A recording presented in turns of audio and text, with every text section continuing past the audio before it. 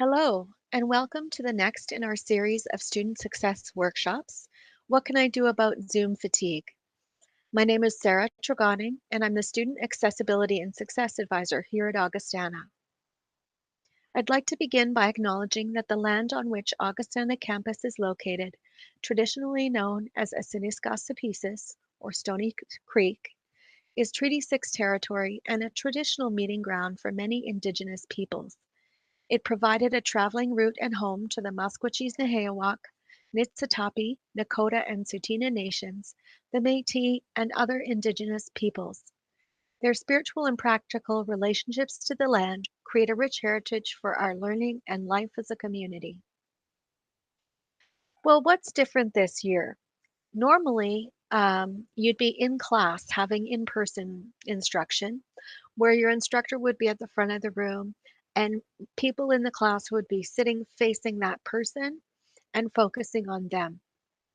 Now that things are being offered remotely, everything is done through Zoom, Google Meet, Adobe Connect, WebEx, other programs like that, where all faces, instead of facing towards the instructor, feel like they're facing towards you. And so what happens is we feel like we're performing constantly, and that can lead to Zoom fatigue. So, what is Zoom fatigue? Well, it refers to the exhaustion that we can experience from the constant need to engage in video conferencing through the different programs that I've discussed.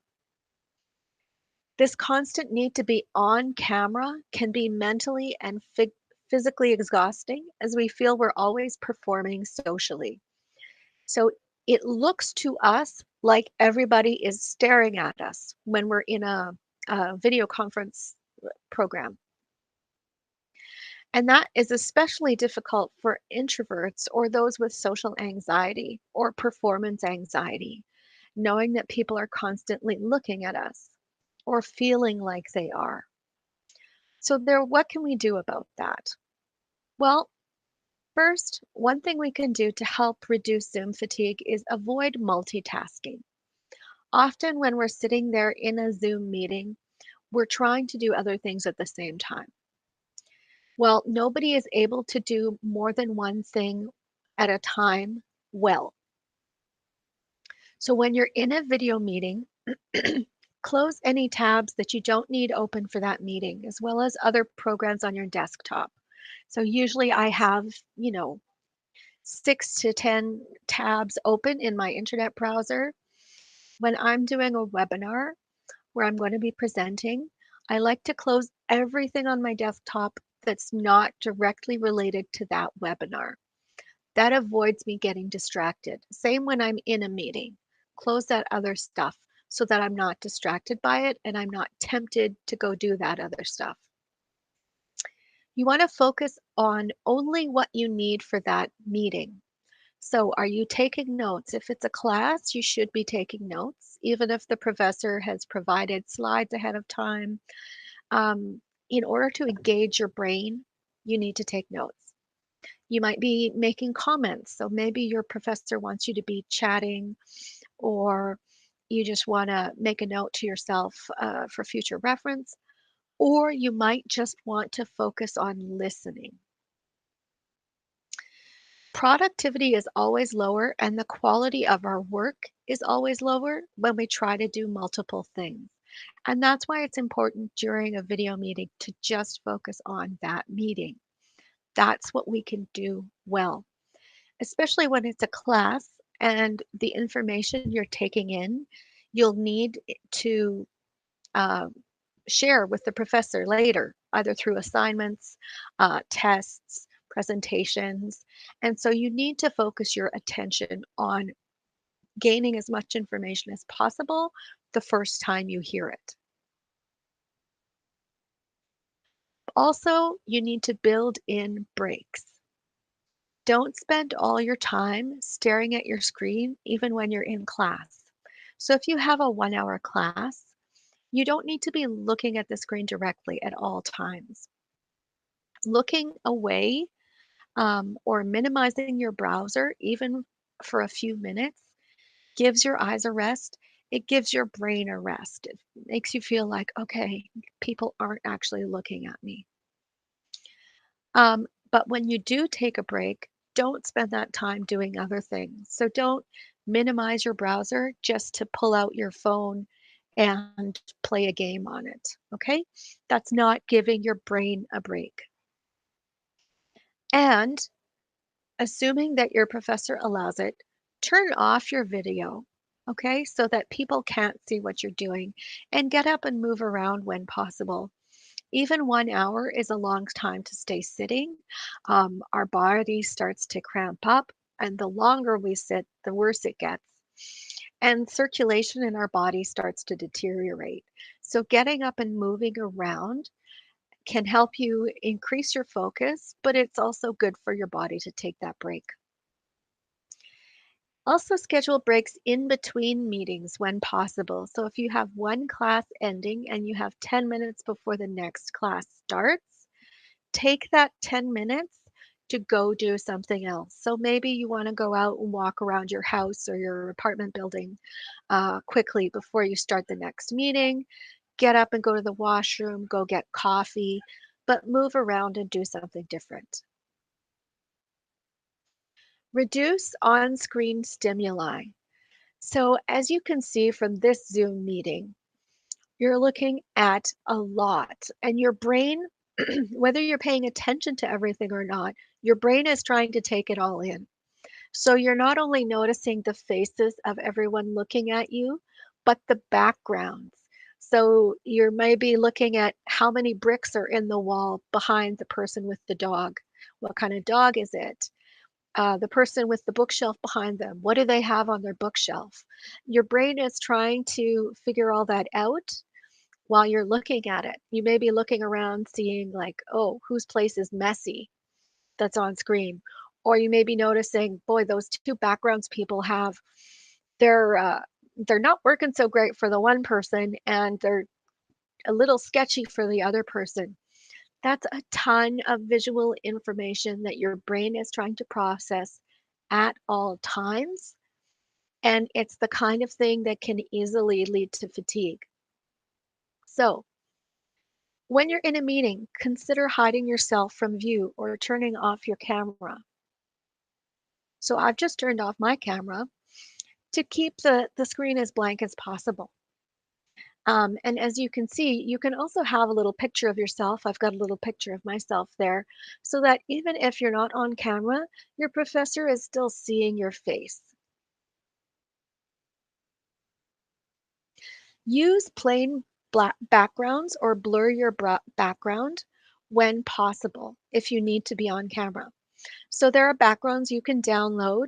Some of them work better than others, as you can see from the previous screen.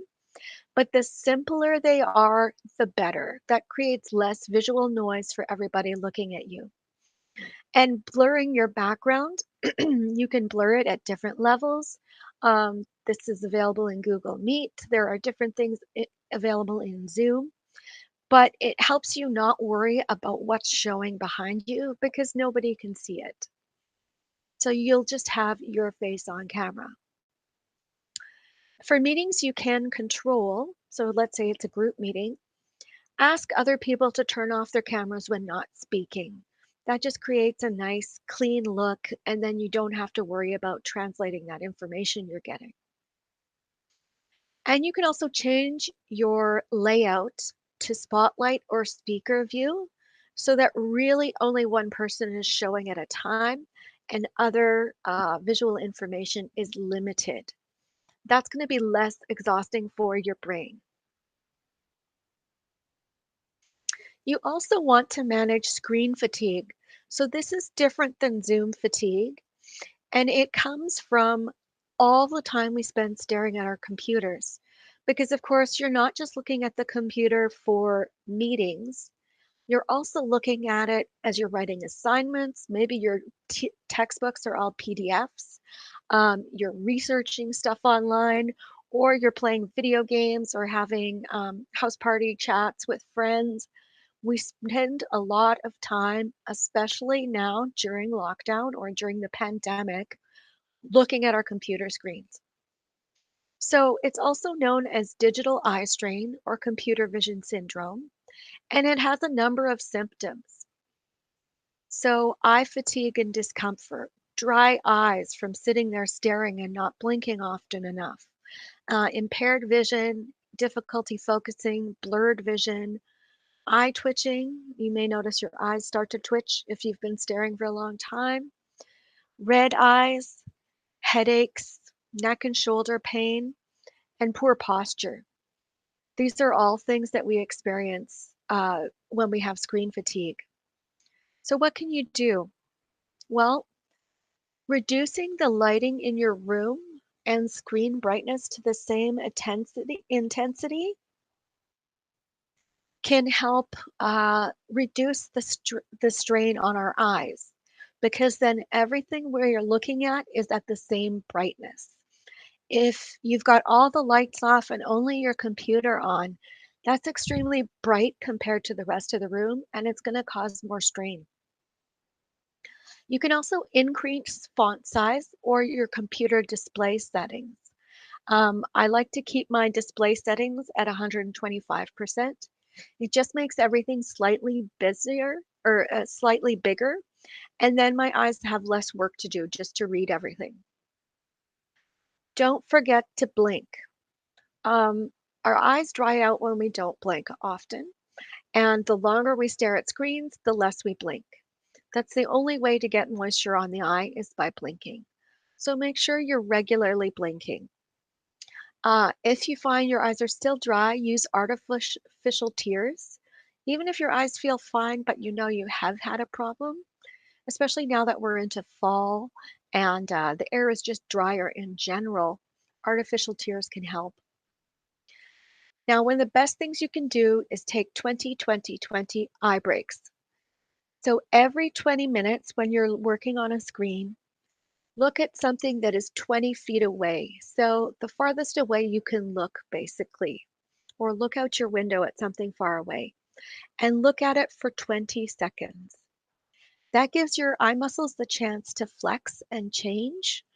And then they don't get as tired from being at only one distance for extended periods of time. So, what else you can do to help reduce Zoom fatigue is think about the social events that you have. Now that we need to stay 6 feet apart from people, a lot of things have been moved online, obviously. So pick and choose what online social activities you want to engage in. Is that something that's really worth your while and that extra screen time?